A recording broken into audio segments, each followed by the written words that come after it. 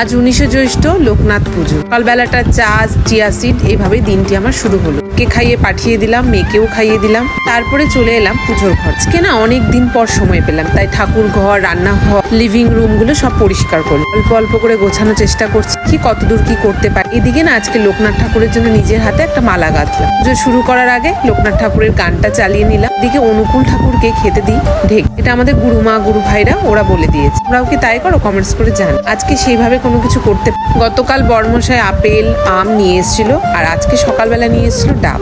লোকনাথ ঠাকুরের ডাবের জল ভীষণ পছন্দ, সাথে সাদা মিশ্রিও পছন্দ, সেটা আর আনা হয়নি। ওটাতেই শান্তি যে একটা পছন্দ মতো তো দিতে পারলাম, সেটাতেই শান্তি। পুজো শেষে সব ঠাকুরকে একটু আরতি করে নিলাম, যেটা ছাড়া তো একদম পুজো অসম্পূর্ণ।